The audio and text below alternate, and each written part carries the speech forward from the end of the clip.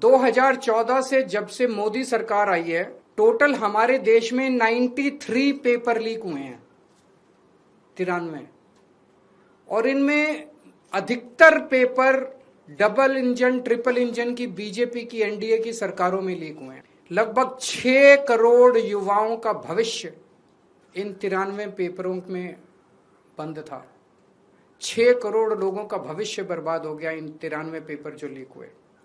इनमें mostly paper leak हुए राजस्थान में, उत्तर प्रदेश में, उत्तराखंड में और गुजरात में। इन 4 राज्यों में सबसे ज्यादा पेपर लीक हुए। इन चारों राज्यों में बीजेपी की सरकारें हैं। तो ये इत्तेफाक नहीं है कि इन चारों राज्यों में बीजेपी की सरकार है, केंद्र में बीजेपी की सरकार है, नीट का पेपर लीक हो गया।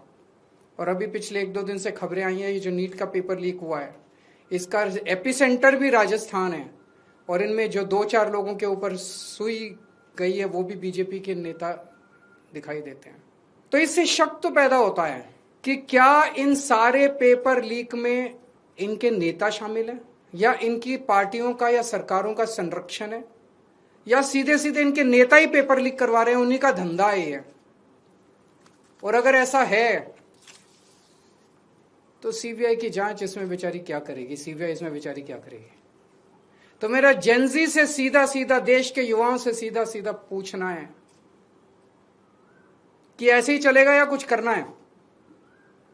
ऐसे ही हर साल आप देखो, 2017 में पेपर लीक हुए, उसके 4 साल बाद 2021 में हुए, उसके 3 साल बाद 2024 में हुए, उसके 2 साल बाद 2026 में हुए, अब उसके 1 साल बाद 2027 में होंगे। और हर साल पेपर लीक होंगे अगर आपने कुछ नहीं किया तो। अगर नेपाल का और बांग्लादेश का जेनजी सड़कों पे उतर के अपने देश की सरकारों को बदल सकता है, तो हमारे देश का जेनजी पेपर लीक करने वाले मंत्रियों को जेल नहीं भेज सकता? भेज सकता है। मुझे अपने देश के जेनजी पे पूरा भरोसा है। ये देश आपका है। इस देश के नेताओं को इस देश में कोई इंटरेस्ट नहीं है। इस देश के नेताओं के बच्चे विदेशों में पढ़ते हैं।